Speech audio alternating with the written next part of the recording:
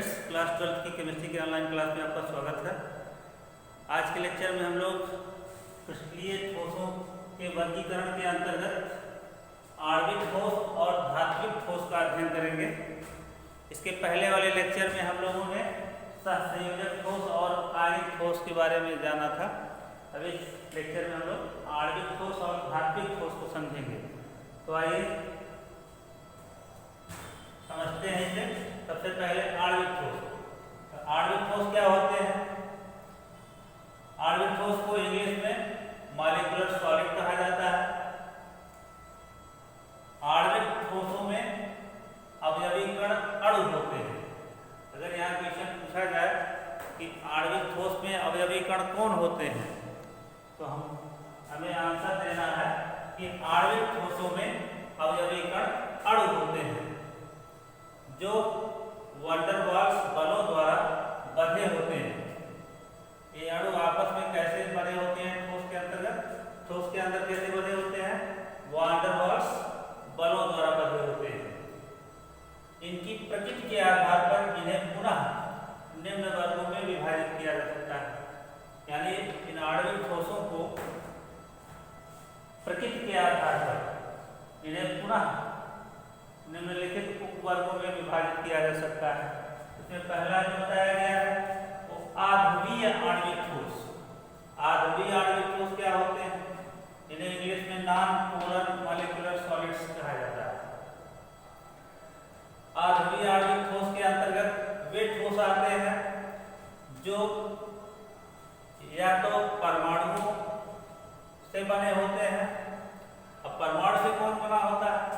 जैसे आर्गन और हीलियम की बात की गई, या ऐसे ठोस आते हैं जो आध्रुवीय सहसंयोजक आबंधों से बने अणुओं द्वारा बने होते हैं।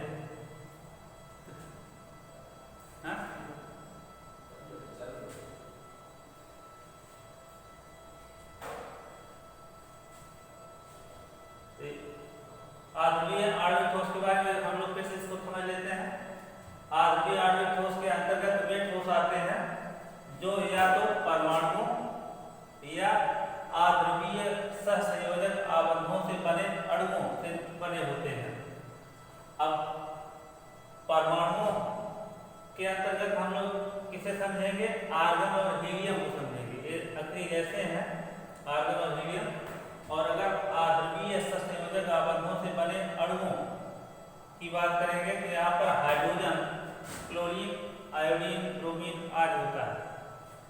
सहसंयोजक बंध के बारे में हम लोगों ने पिछले क्लास में पढ़ा हुआ है कि सहसंयोजक बंध क्या होते हैं। सहसंयोजक बंध यानी वे बंध जो आपस में जो परमाणुओं के मध्य इलेक्ट्रॉन युग्मों की साझेदारी से बनते हैं। वे बंध जो परमाणुओं के मध्य इलेक्ट्रॉन युग्मों की साझेदारी से बनते हैं उन्हें सहसंयोजक बंध कहते हैं। सहसंयोजक बंध दो प्रकार के होते हैं, एक ध्रुवीय सहसंयोजक बंध और दूसरा अध्रुवीय सहसंयोजक बंध। तो यहाँ पर हम लोग ध्रुवीय सहसंयोजक बंध क्या होते हैं इसको हम लोग आगे देखेंगे। यहाँ पे अध्रुवीय सहसंयोजक बंध क्या है? यानी ऐसा सहसंयोजक बंध जिनमें इलेक्ट्रॉनों की जो साझेदारी होती है वो समान प्रकार के परमाणुओं के मध्य होती है। जैसे यहाँ पे देखिए हाइड्रोजन के मध्य जो है इलेक्ट्रॉनों की जब साझेदारी हुई, हाइड्रोजन के मध्य हाइड्रोजन का एक इलेक्ट्रॉन दूसरे वाले हाइड्रोजन के एक इलेक्ट्रॉन के साथ जब साझेदारी करता है तो यहाँ पर बन जाता है ऐसे, यानी दोनों हाइड्रोजन परमाणुओं के मध्य में साझे का एक युग्म बन जाता है। यही हाइड्रोजन अणु हो जाता है। ऐसे ही क्लोरीन में एक क्लोरीन परमाणु का सातवां आयनिक इलेक्ट्रॉन दूसरे वाले क्लोरीन परमाणु के सातवें आयनिक इलेक्ट्रॉन के जब साझेदारी कर लेता है तो क्लोरीन अणु बन जाता है। यही कंडीशन आयोडीन और ब्रोमीन में भी होती है। यही यहाँ बताया गया है कि आध्रुवीय आणविक ठोस के अंतर्गत वे ठोस आते हैं जो या तो परमाणुओं या आध्रुवीय सहसंयोजक आबंधों से बने अणुओं द्वारा बने होते हैं। इन ठोसों में परमाणु अथवा अणु दुर्बल परिक्षेपण बलों द्वारा अथवा लंदन बलों द्वारा बंधे होते हैं। तो इस ठोस के अंतर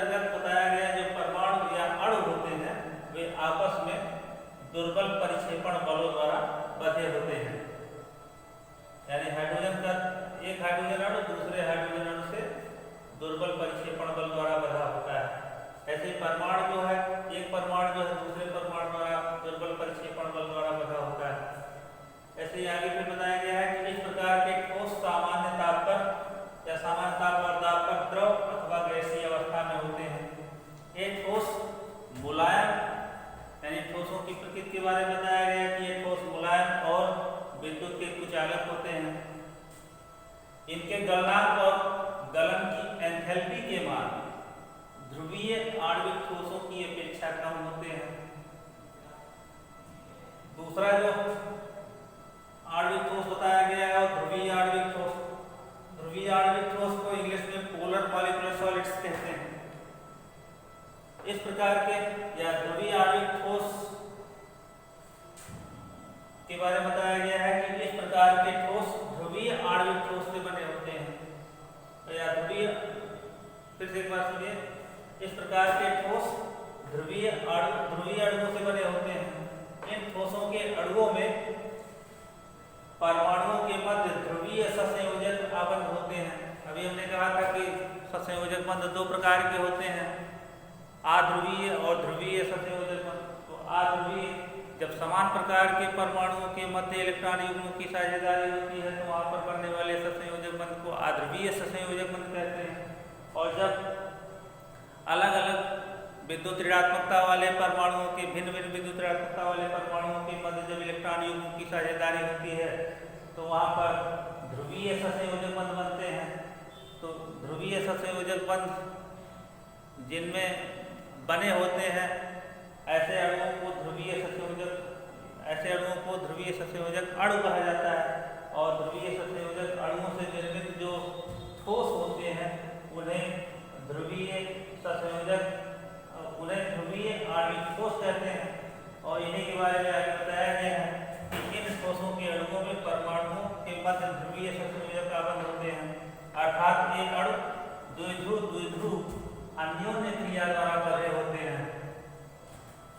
इनके बारे में बताया गया है कि ये ठोस मुलायम एवं विद्युत के कुचालक होते हैं, परंतु इनके गलनांक और गलन की एंथैल्पी के मान कम होते हैं, परंतु आध्रुवीय आणविक ठोसों से अधिक होते हैं। यानी जो इनकी गलन की एंथैल्पी के जो मान है वो इससे का मतलब आध्रुवीय आणविक ठोस से अधिक होते हैं। ये सामान्य ताप पर द्रव अथवा गैसीय अवस्था में होते हैं। इसका जो एग्जाम्पल बताया गया सल्फर डाइऑक्साइड है, या ठोस सल्फर डाइऑक्साइड और ठोस हाइड्रोजन क्लोराइड, ये ध्रुवीय आणविक ठोस के उदाहरण होते हैं। ऐसे आणविक ठोस का जो तीसरा वर्गीकरण दिया गया, आणविक ठोस में जो तीसरा प्रकार बताया गया वो हाइड्रोजन आबंधित आणविक ठोस है। इसके बारे में कहा गया है कि इस प्रकार के ठोस भी ध्रुवीय अणुओं से बने होते हैं। यानी हाइड्रोजन आबंधित आणविक ठोस भी ध्रुवीय अणुओं से बने होते हैं। इन ठोसों में क्लोरीन, ऑक्सीजन, नाइट्रोजन परमाणु के मध्य ध्रुवीय ससंयोजक बंध पाया जाता है। हाइड्रोजन बॉन्ड के बारे में हम लोगों ने पिछले क्लास में पढ़ा था कि जब हाइड्रोजन परमाणु किसी प्रबल विद्युत ऋणात्मक तत्व जैसे फ्लोरीन, ऑक्सीजन, नाइट्रोजन आदि के साथ संयोग करता है या आदि के साथ संयोग करता है तो उनके मध्य का जो साझे का इलेक्ट्रॉन युग्म होता है संयोग करके सहसंयोजक बंध बनाता है। तो उनके मध्य का जो साझे का इलेक्ट्रॉन युग्म होता है वो अधिक विद्युत ऋणात्मक परमाणु की ओर विस्थापित हो जाता है, जिसके कारण अधिक विद्युत ऋणात्मक परमाणु के ऊपर आंशिक ऋणावेश और हाइड्रोजन परमाणु के ऊपर धनावेश उत्पन्न हो जाता है, आंशिक धनावेश उत्पन्न हो जाता है। तो आंशिक रूप से धनावेशित जो हाइड्रोजन परमाणु होता है वो प्रोटॉन की भांति व्यवहार करने लगता है और शीघ्र ही किसी दूसरे प्रबल विद्युत तत्व के साथ संयोग करके एक विशेष प्रकार का बॉन्ड बनाता है, जिसे हाइड्रोजन बॉन्ड कहते हैं, जिसे डॉटेड लाइन से प्रदर्शित किया जाता है। तो हाइड्रोजन बॉन्ड के बारे में बताया गया कि हाइड्रोजन बॉन्ड भी एक प्रकार का ध्रुवीय सहसंयोजक आबंध होता है।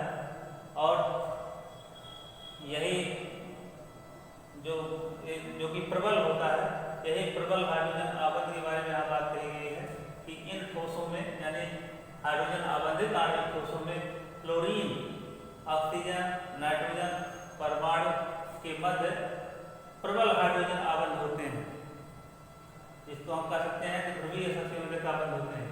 प्रबल हाइड्रोजन आबंध के कारण ये अणु आपस में बंधे होते हैं। ये सरलता से संपीड़ित या विरूपित किए जा सकते हैं, इन्हें दबाया या फैलाया जा सकता है। एक ठोस मुलायम और विद्युत के कुचालक होते हैं। यहाँ पे एग्जाम्पल बताया गया है कि सॉलिड हाइड्रोजन क्लोराइड जो होता है वो हाइड्रोजन आबंधित आणविक ठोस होता है, क्योंकि इसमें हाइड्रोजन और क्लोरीन के बीच में जो है वो प्रबल हाइड्रोजन आबंध कार्य करता है। ऐसे यहाँ ये जो बर्फ है, बर्फ में भी बताया गया है कि हाइड्रोजन आबंध होता है। तो ऐसे ठोस अमोनिया के अणुओं में भी हाइड्रोजन आबंध होता है। ऐसे जो ये सॉलिड एल्कोहल है, इससे भी हाइड्रोजन आबंध होता है।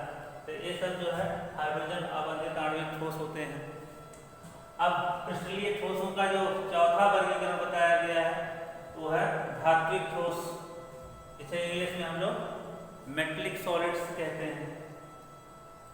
मेटलिक सॉलिड के बारे में बताया गया है कि सामान्य ताप एवं दाब पर आवर्त सारणी, यानी जो आधुनिक आवर्त सारणी है, उस आवर्त सारणी में 80 से अधिक तत्व धात्विक ठोस के रूप में पाए जाते हैं। आवर्त सारणी में जो 118 तत्व हैं, उन 118 तत्वों में 80 तत्व जो है वो धात्विक ठोस रूप में पाए जाते हैं। धात्विक ठोस धातु घनायन और उससे संलग्नित इलेक्ट्रॉनों का व्यवस्थित संग्रह होता है। इसमें गतिशील इलेक्ट्रॉन होते हैं, यानी जो धात्विक ठोस होता है उसमें गतिशील इलेक्ट्रॉन होते हैं जो संपूर्ण क्रिस्टल में समान रूप से विस्थानीकृत होते रहते हैं, यानी समान रूप से इधर उधर मूव करते रहते हैं। प्रत्येक धातु परमाणु एक या एक से अधिक इलेक्ट्रॉन त्याग कर धातु घनायन और इलेक्ट्रॉनों का समूह बनाता है। धातुओं का ये नेचर होता है कि वो धातु परमाणु का नेचर होता है कि अपने बाह्य कोश के इलेक्ट्रॉनों को त्याग करके वो धातु घनायन और इलेक्ट्रॉनों का समूह बनाते हैं। और ये मुक्त इलेक्ट्रॉन धातुओं की, यही मुक्त इलेक्ट्रॉन जो होते हैं जब पूरे ठोस के अंदर मूव करते हैं तो बताया गया है कि ये एक विद्युत धारा के तब सुचालक हो जाते हैं। ये बताया गया कि प्रत्येक धातु परमाणु, ये देखिए, ये मुक्त इलेक्ट्रॉन धातुओं की विद्युत एवं उष्मीय चालकता के लिए उत्तरदायी होते हैं। मतलब धातु परमाणु जो इलेक्ट्रॉन त्यागता है वही मुक्त इलेक्ट्रॉन जो होते हैं वो धातुओं की विद्युत एवं उष्मीय चालकता के उत्तरदायी बन जाते हैं। वैद्युत क्षेत्र की उपस्थिति में ये इलेक्ट्रॉन सतत प्रवाहित होते रहते हैं, यानी जब धातुओं के टुकड़ों को जो है किसी वैद्युत क्षेत्र में रखा जाता है तो यही जो मुक्त इलेक्ट्रॉन होते हैं वो सतत यानी लगातार प्रवाहित होते रहते हैं। इन मुक्त एवं गतिशील इलेक्ट्रॉनों के कारण ही धात्विक चमक और रंग पाया जाता है, यानी इन मुक्त इलेक्ट्रॉनों के कारण धातुओं में चमक और रंग पाया जाता है। धातुएं अत्यधिक आघात वर्धनीय एवं तन्य होती हैं, अर्थात इनकी चादरें बनाई जा सकती हैं और तार खींचे जा सकते हैं। इसका एग्जाम्पल जो बताया गया है गोल्ड है, सिल्वर है, प्लेटिनम है, आयरन है, एल्यूमिनियम है, कॉपर है और कुछ मिश्र धातुएं यानी मिश्र धातुओं के बारे में बताया गया। ये सब धात्विक ठोस के अंतर्गत आते हैं।